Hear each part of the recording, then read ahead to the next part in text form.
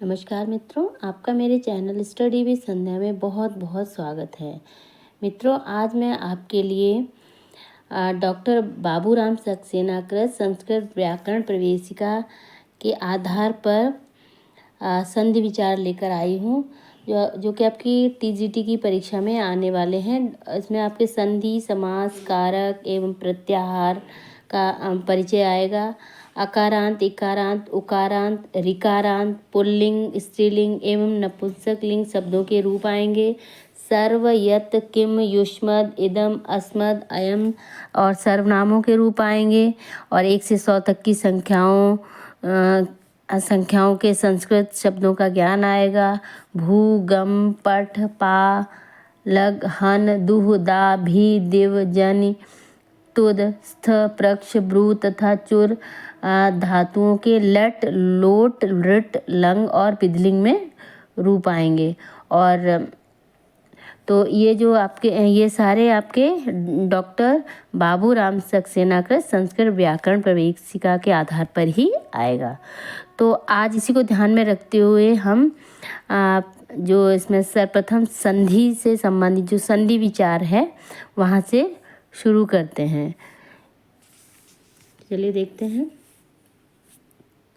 इसको पढ़ लेते हैं। पहला, ऊपर कहा जा चुका है कि प्रत्येक वाक्य में कई शब्द रहते हैं। संस्कृत के शब्द का किसी भी स्वर अथवा व्यंजन से आरंभ होकर किसी स्वर, व्यंजन, अनुस्वार अथवा विसर्ग में अंत हो सकता है।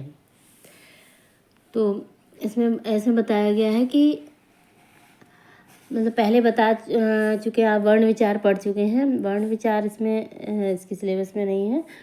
तो इसमें बताया है कि प्रत्येक वाक्य में कई शब्द रहते हैं। जो वाक्य होता है उसमें कई शब्द होते हैं। और जो संस्कृत के शब्द होते हैं वो किसी भी स्वर अथवा व्यंजन से प्रारंभ होते हैं। किसी स्वर, व्यंजन, अनुस्वार अथवा विसर्ग में अंत हो सकता है। अंत इनका स्वर या व्यंजन या अनुस्वार या विसर्ग किसी से भी हो सकता है। आगे देखें, दो शब्द जब पास पास आते हैं तो एक दूसरे की निकटता के कारण पहले शब्द के अंतिम वर्ण में अथवा दूसरे शब्द के प्रथम वर्ण में अथवा दोनों में कुछ परिवर्तन हो जाता है।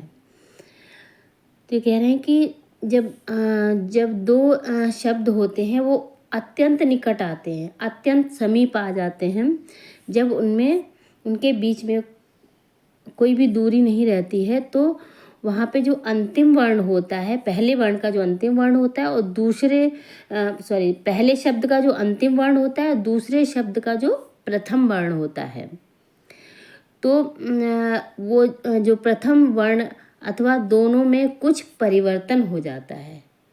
दोनों आपस में मिल जाते हैं और मिलके एक परिवर्तन पैदा करते हैं। इसी को संधि कहते हैं। जैसे उदाहरणार्थ हिंदी भाषा को ले, जब हम संभल कर बोलते हैं तो कहते हैं चोर ले गया। जब हम संभल के बोलते हैं तो हम पूरा बोलते हैं कि चोर ले गया, मार डाला, पहुंच जाऊंगा। किंतु इन्हीं वाक्यों को यदि बहुत जल्दी में बोलें तो उच्चारण इस प्रकार होगा, यानी कि उनके बीच में निकटता हो जाएगी। चोर ले गया, चोर और ले के बीच में निकटता होगी तो क्या होगा, चोर ले गया, मार डाला, पहुंच जाऊंगा।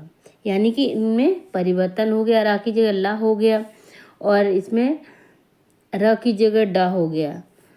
तो इसी प्रकार जितनी बोलचाल की भाषाएं हैं उनमें परिवर्तन होता है। साधारण वक्ता इस परिवर्तन को नहीं जान पाता है, किंतु यदि हम ध्यानपूर्वक अपनी अथवा दूसरे की बोली को सुने तो हमें इस कथन के सत्य का निश्चय हो जाएगा। हम बोलते हैं और हम ध्यान नहीं देते हैं तो हम इसको नहीं समझ पाएंगे, लेकिन जब हम उस बात पे ध्यान देंगे तो हमको वो सारा परिवर्तन समझ में आ जाएगा। संस्कृत भाषा में इस प्रकार के परिवर्तन को संधि कहते हैं। जो उस बीच में जो परिवर्तन होता है, जैसे रा की जगह ला हो गया, इस परिवर्तन को संधि कहते हैं। संधि का साधारण अर्थ है मेल। अब वैसे ये आपके लिए इतना महत्वपूर्ण नहीं है, लेकिन हाँ ये आपके लिए महत्वपूर्ण है, ये आ सकता है आपके एग्जाम में कि संस्कृत भाषा में इस प्रकार के परिवर्तन को संधि कहते हैं। यहाँ से संधि का साधारण अर्थ है मेल। संधि का साधारण अर्थ क्या होता है? मेल होता है। दो वर्णों के निकट आने से मेल उत्पन्न होता है, उसे इसलिए संधि कहते हैं। ये आपके लिए इम्पोर्टेंट है कि दो वर्णों के निकट आने से जो मेल उत्पन्न होता है तो उसे क्या कहते हैं? संधि कहते हैं। संधि के लिए दोनों वर्ण एक दूसरे के पास पास सटे हुए होने चाहिए। दूरवर्ती शब्दों में संधि नहीं हो सकती है। संधि करने के लिए दोनों वर्णों का बहुत पास होना ज़रूरी है। दूरवर्ती शब्दों में संधि नहीं होती है। वर्णों के इस समीप स्थिति को संहिता कहते हैं, और वर्णों की जो ये समीप स्थित होती है, जो पास पास होने की, उसको संहिता कहते हैं। ये भी इम्पोर्टेंट है आपके लिए। इसलिए संस्कृत में भाषा संधि का नियम यह है कि जिन शब्दों में निकटता की घनिष्ठता हो उसे संधि अवश्य हो। जहाँ निकटता घनिष्ठ ना हो वहाँ संधि करना न करना बोलने वाले की इच्छा पर निर्भर है। तो संधि के लिए क्या आवश्यक है कि जिन शब्दों में घनिष्ठता हो, जहाँ बहुत अधिक निकटता हो, बहुत घनिष्ठ हो, तो उसमें संधि अवश्य होगी। लेकिन जहाँ निकटता नहीं है, घनिष्ठता नहीं है, तो वहाँ संधि करना बोलने वाले की इच्छा पर निर्भर करता है। और जो संहिता की स्थिति है, इसका सूत्र होगा आपका परासन्निकर्षा संहिता, यानी कि वर्णों के जो अत्यधिक सामीप्य को, सानिध्य को संहिता कहते हैं। आगे देखो,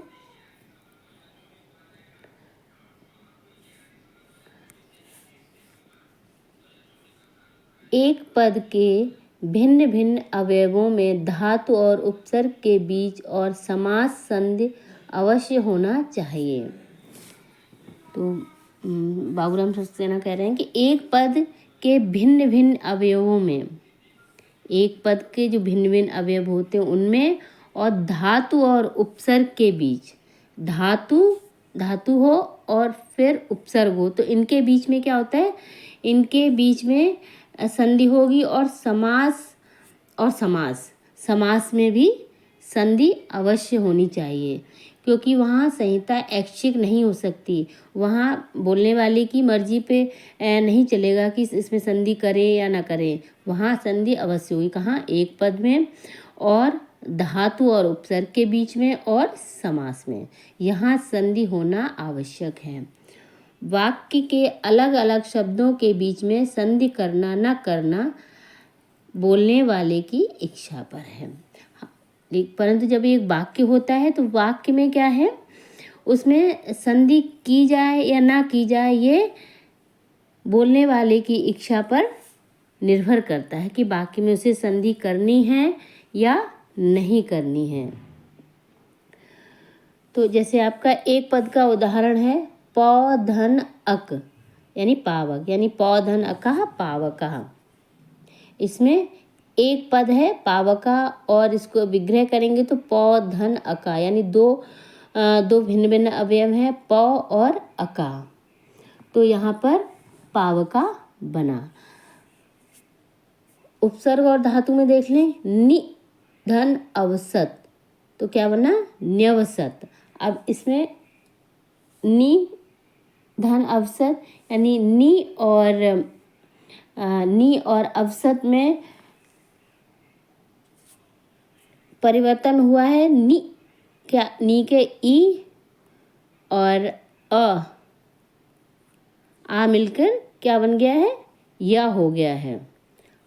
तो ये आपकी कौन सी संधि होगी? ये आपकी यड़ संधि होगी। उत्धन अलोकयत, उदलोकयत। तो यानी इसमें उत और अलोकयत में उत का और मतलब जो हलंत है और उ, आ और उ मिलके क्या हो गए हैं? और आ मिलके क्या हुए हो गए हैं, उदलोकयत। समास का उदाहरण देख लें, कृष्ण धन अस्त्रम, यानी कृष्णास्त्रम। कृष्ण का और अस्त्रम का आ मिलकर क्या बन गया है, आ, दीर्घ आ। ह्रस्वा मिलके दीर्घा हो गया। कौन सी संधि हुई उसमें, दीर्घ संधि। ठीक है। तो अब वाक्य में जैसे राम गच्छति, राम गच्छति वनम, तो राम वन जाता है। अब हम ऐसे भी कह सकते हैं रामा गच्छति वनम, और यदि हम इसमें संधि करते हैं तो हो जाएगा रामो गच्छति वनम। तो ये बोलने वाले की इच्छा पर निर्भर करता है कि उसे रामा गच्छति वनम बोलना है या रामो गच्छति वनम बोलना है। तो इससे क्या स्पष्ट होता है कि जो एक पद में संधि क्या होती है, नित्य होती है, यानी आवश्यक होती है। धातु और उपसर्ग के बीच में संधि आवश्यक होती है, और समास में भी संधि आवश्यक होती है, नित्य होती है। वाक्य में इच्छा पर निर्भर करता है। आगे देखें, संधि के कारण और नीचे लिखे परिवर्तन उपस्थित हो सकते हैं। हाँ, अब आगे देखें, लोप। प्रथम शब्द के अंतिम अक्षर का यथा राम आयाति, अथवा द्वितीय शब्द के प्रथम अक्षर का दोष अस्ति दोषोस्ति। तो यहाँ में यहाँ रामो आयाति होना चाहिए, इसमें त्रुटि है थोड़ी। दोनों के स्थान में कोई नया वर्ण यथा राम धन ईश रमेश, अ और ई मिलके क्या बने हैं, अ और ई मिलके आपको क्या हो गए, ए, यानी ये आपकी कौन सी संधि होगी, गुण संधि होगी। अथवा दो में से किसी एक के स्थान में नया वर्ण यथा नि अवसत, यानी न्यवसत। कस्मिन धन चित, कस्मिश्चित, ये आपकी व्यंजन संधि में आएगा। आगे देखेंगे हम इसको। फिर दो में से एक का द्वित्व, यानी दोनों में से एक का द्वित्व हो जाए, यथा जैसे एकस्मिन अवसरे, एकस्मिन वसरे, द्वित्व हो गया, ना का द्वित्व हो गया। यहाँ पे शब्दों की निकटता इसलिए नीचे लिखे प्रकारों की होगी। जहाँ प्रथम शब्द का अंतिम वर्ण, जैसे आप इसमें देख सकते हैं पावका, तो पावका में प्रथम शब्द का अंतिम वर्ण क्या है, पौ, क्या है, पौ, औ है। और तथा द्वितीय शब्द का प्रथम वर्ण क्या है, अ, यानी अ और आ। प्रथम वर्ण दोनों स्वर हों, दोनों क्या है, अ भी स्वर है, आ भी स्वर है। तो वहाँ पे क्या होगा, देखते बताते हैं। देखो आपकी जो संहिता की इन्होंने संहिता एक पदे नित्या धातु उपसर्गयो नित्या समासे वाक्ये तुस्सा विवक्षाम पेक्षते। तो संहिता कहाँ पे होती है, कहाँ नित्य होती है, एक पदे धातु उपसर्गयो, धातु और उपसर्ग में और समास में ये नित्य होती है। वाक्ये तुस्सा विवक्षाम अपेक्षते, और वाक्य में क्या है, इच्छा पर निर्भर करता है। आगे देखें, यहाँ उन्होंने बताया जहाँ शब्द का अंतिम वर्ण तथा द्वितीय वर्ण प्रथम वर्ण दोनों स्वर हों। ठीक है, अब आगे क्या बता रहे हैं, जहाँ दो में से पर स्वर हो, दो में से क्या हो, पर स्वर हो और पूर्व व्यंजन हो। अब ये बता रहे हैं कि जो दोनों में से पर स्वर हो, यानी कि जो प्रथम वर्ण का, प्रथम शब्द का जो अंतिम अक्षर है वो क्या हो, स्वर हो, और पूर्व व्यंजन, और पूर्व में व्यंजन हो।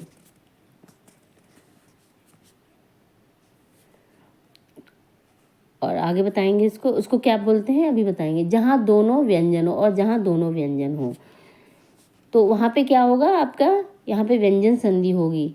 जहाँ प्रथम